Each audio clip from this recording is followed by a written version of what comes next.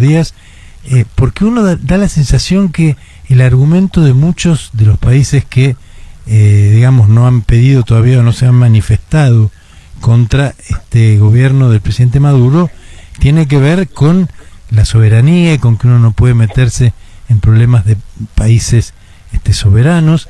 Ahora, también que se hace cuando uno ve imágenes como las de ayer, que en la frontera con Colombia, frente a las primeras ayudas humanitarias que llegaban, la gente se agolpaba desesperada frente a la comida y a los remedios, ¿no?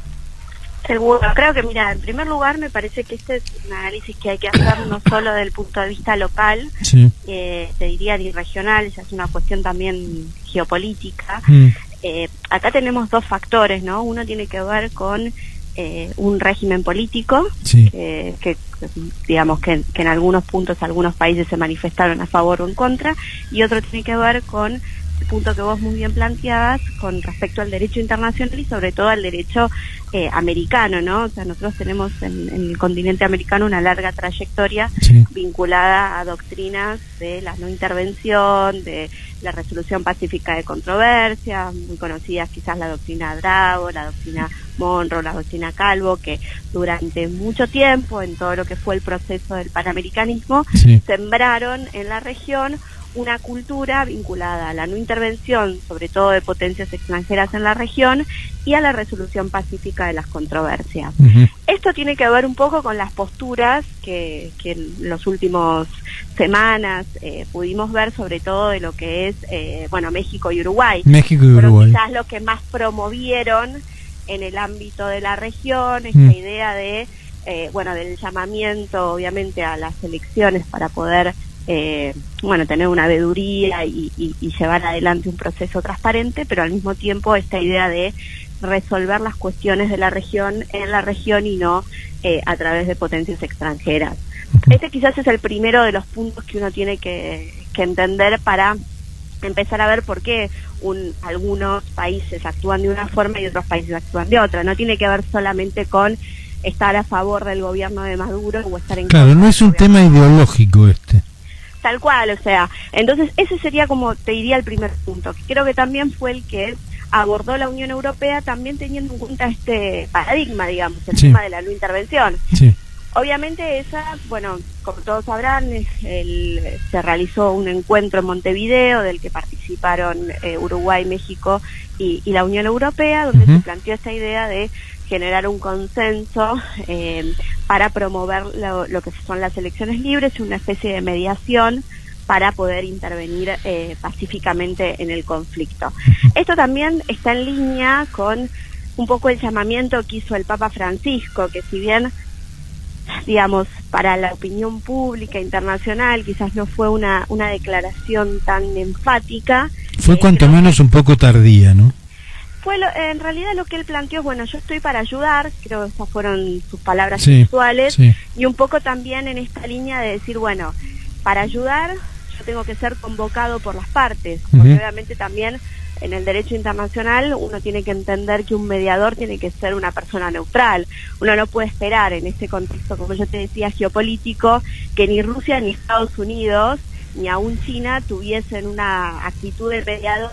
Sabemos que en el juego geopolítico ninguno de ellos tiene una actitud neutral frente al conflicto. Sin duda. Estamos hablando de, digamos, un país, productor de petróleo, miembro de la OPEP, o sea, que sabemos cómo eso influye en lo que es el juego geopolítico, que en algún punto muchos incluso especialistas retomamos esta idea de lo que fue allá por los 60 la crisis de los misiles de Cuba, donde también existió este enfrentamiento, obviamente en otro contexto de Guerra Fría entre Estados Unidos y Rusia, en un territorio como fue el cubano. Entonces, me parece que ahí está el punto quizás para entender por qué cada uno de los actores fue planteando estas posturas.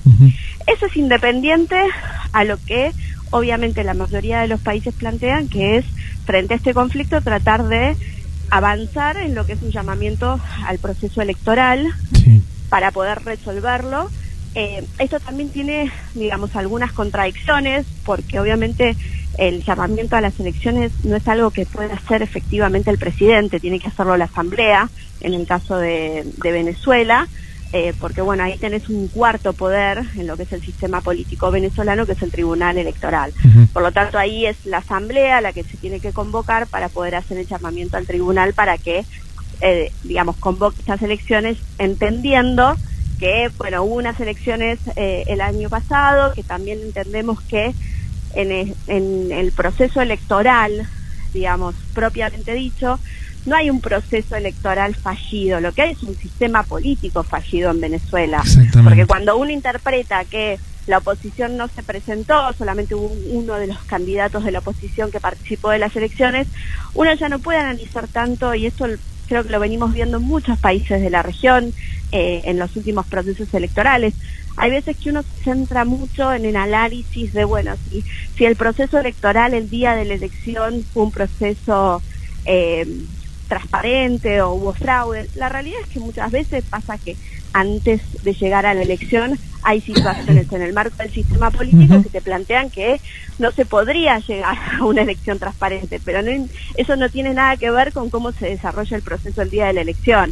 Entonces también a veces cuando uno ve que en los procesos electorales participan observadores, sí, es cierto, quizás el proceso electoral no tiene ningún componente fraudulento.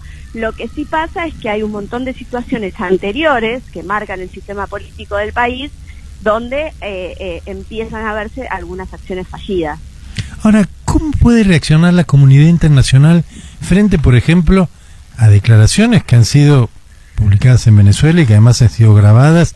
Está comprobado que esto no es un argumento de la oposición, digamos, con un presidente, en este caso Nicolás Maduro, que dice, mire, le dice al pueblo, ¿no? En un mensaje dirigido al pueblo de Venezuela, quédense tranquilos porque yo viajé al futuro, lo vi muy bien a Venezuela, así que volví y está todo bien, va a salir todo perfecto.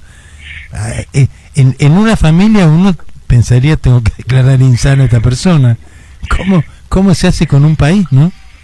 Bueno, ahí también uno tiene que analizar, digamos, desde el punto de vista cuál es la parte discursiva y cuál es la parte, digamos, de la política real que se plantea. Sí. Yo creo que en este sentido, a ver, en muchas ocasiones uno ve que a veces las declaraciones de los presidentes, y esto corrámonos de Venezuela, pasa en muchos países, tiene que ver más con una actitud hacia la ciudadanía, digamos, cómo plantearse la autoridad frente a la ciudadanía, que muchas veces en lo que en los papeles o en el derecho se puede realizar. Entonces también en eso hay un juego también de los dirigentes políticos, los estadistas, en cómo convencer a la ciudadanía, y eso está digamos, claramente es poco analizable desde el punto de vista del derecho.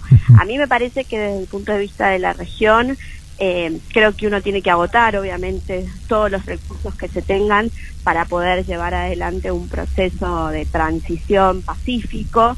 La verdad es que si uno tiene en consideración la trayectoria de la región, o sea, nosotros tenemos una región donde no ha habido grandes conflictos entre estados, o sea, sacando el caso de Colombia último, donde hubo también una crisis interna fuerte, tampoco hay una crisis donde uno vea que hay guerras intraestatales fuertes. Me parece que en ese sentido lo que uno tiene que tratar de preservar es la estabilidad regional, y creo que los países de la región lo que tendrían que promover es este intercambio pacífico para que efectivamente esto no sea un efecto dominó en otros países de la región. Claro.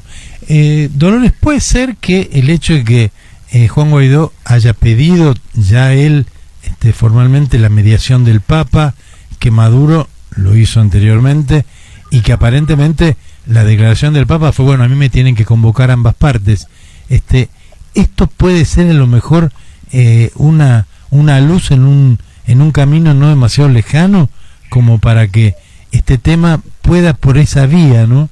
Que a veces a la gente no es tan optimista con esto, pero a mí me parece que la imagen del Papa Francisco es muy importante en este tipo de cosas, ¿no? Mira, yo creo que el Papa es un estadista mundial realmente que ha podido destrabar conflictos en varios lugares muy severos del país, del mundo. Y creo también que muchas veces, quizás acá en la Argentina, a veces se subestima la figura del Papa, tendiendo a tratar de incorporarlo en lo que es la política local. Me parece que, la imagen... El Papa es el Papa del mundo. Papa con la principal autoridad de una de las tres religiones monoteístas del mundo, te plantea un poco cuál es la gran autoridad que ejerce el Papa. Sin ir más lejos, la semana pasada se publicó desde la encuesta de la revista Gallup, donde plantean una encuesta donde casi el 78% de los encuestados dice que es el referente mundial más importante que hoy tenemos. Me parece que en ese sentido es una figura que claramente podría llegar a tener una autoridad sobre las partes, que eso es lo importante, ¿no? Poder tener ese nivel de neutralidad, de no interés, como puede sí tener otro tercer país, en este conflicto, y me parece muy provechoso que también las partes, tanto, obviamente Maduro como Guaidó, planteen esta idea de aceptar esa mediación. Me parece que, sin ir más lejos, nosotros los argentinos hemos tenido cuando el conflicto con Chile, un conflicto muy, digamos, de mucho interés para la Argentina, de mucho interés para Chile. La verdad que la intervención en ese momento de Juan Pablo II fue central para destrabar un conflicto en un momento en que realmente los dos países estábamos en una situación de guerra inminente. Entonces me parece que sí, yo coincido con tu punto de vista de que la figura del Papa podría llegar a ser obviamente una luz en este conflicto.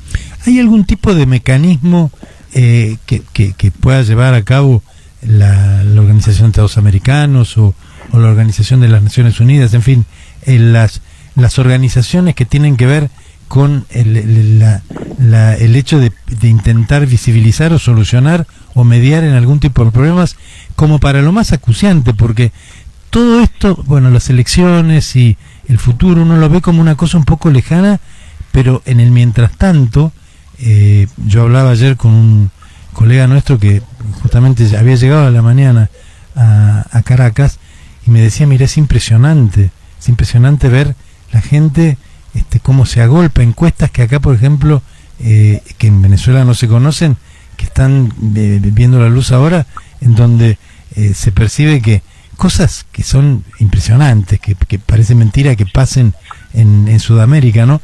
Pero la gente ha bajado entre 8 y 10 kilos de peso, por ejemplo, promedio. Se come ya no 4 veces por día, sino 1 vez y media. Todo esto, ¿cómo se puede resolver? ¿Y cuál es el peso tanto de la OEA como de la ONU, como de todas las organizaciones que pueden tener algún tipo de injerencia, como para resolver lo más rápidamente y con la mayor ejecutividad posible el tema del día a día de la gente? Los medicamentos es una cosa que hay un faltante prácticamente absoluto, ¿no? Mira, yo creo que obviamente frente a una situación de crisis humanitaria, cualquiera de las dos organizaciones puede intervenir en el punto de vista de lo que sería la ayuda humanitaria y el mantenimiento de la paz. A ver, eso no está ligado a un tipo de intervención de otro estilo. O sea, nosotros recordemos que en el caso de Naciones Unidas, para llegar a hacer una intervención, como lo ha intentado en varias veces Estados Unidos, quizás en conflictos en otros lugares del mundo, tiene que tener el apoyo de lo que es el Consejo de Seguridad de Naciones Unidas. Solamente puede intervenir en conflictos que pongan en riesgo la paz y la seguridad internacional. Recordemos que el Consejo de Seguridad tiene 5 miembros permanentes con capacidad de veto, donde tenemos ahí a Rusia y a China, que claramente tiene una postura distinta a Estados Unidos. Por lo tanto, la situación de poder intervenir en el conflicto se traba mucho en ese marco. Lo que sí creo que se podría llegar a través de la OEA, principalmente, de poder promover acciones en virtud de, obviamente, de la ayuda humanitaria. Y creo que en ese sentido, en el marco de un proceso de mediación, como estamos hablando, que podría llegar a ser a través del Papa Francisco, me parece que puede ser complementario también con un acompañamiento de la OEA ya desde el punto de vista humanitario y no tanto desde el punto de vista político. Me parece que quizás el secretario general de la OEA intervino mucho en el conflicto desde el punto de vista de plantear una posición, y eso le quita la neutralidad de poder participar como una organización mediadora, ¿no? pero sí desde el punto de vista de acciones vinculadas bueno, obviamente a la protección de la ciudadanía. Que es lo que más importa en este caso. Dolores, la última que te hago, y te agradezco muchísimo, por supuesto, este ratito, ¿no? Pero, digo, desde la teoría y desde todo lo que las relaciones internacionales han dejado como experiencia, ¿no? ¿Ves en este proceso algo largo, o ves que por la dimensión que ha tomado y por el punto al cual se ha llegado, se puede prever un desenlace medianamente favorable a no tan largo plazo? Mira, en ese sentido yo creo que la dilatación de este conflicto no le favorece a ninguna de las partes, mucho menos, por supuesto, a los venezolanos, ¿no? Me parece que, como siempre decimos, todo tipo de conflicto en el largo plazo va deteriorando mucho las condiciones de vida de la ciudadanía. Me parece que en este sentido también uno tiene que tener en cuenta lo que es hoy el sistema político venezolano y sobre todo el sistema económico venezolano, ¿no? O sea, nosotros estamos hablando de un país que a lo largo de su historia, y esto por eso también a veces hay que desideologizar quizás algunos análisis, a lo largo de su historia Venezuela ha sido un país monocultivo con respecto al petróleo, y eso ha hecho que dependa mucho obviamente de este recurso natural, independientemente de cualquier otro desarrollo que haya podido hacer. Entonces eso hace que frente a una situación de conflicto en este momento donde se plantea un bloqueo muy fuerte de los Estados Unidos, que es el principal comprador del petróleo, estamos hablando más o menos de un 60% del petróleo venezolano que se vende a los Estados Unidos, esto hace que desde el punto de vista económico sea muy difícil mantener en el tiempo este conflicto, porque obviamente va a llegar un momento en donde la crisis económica va a estallar.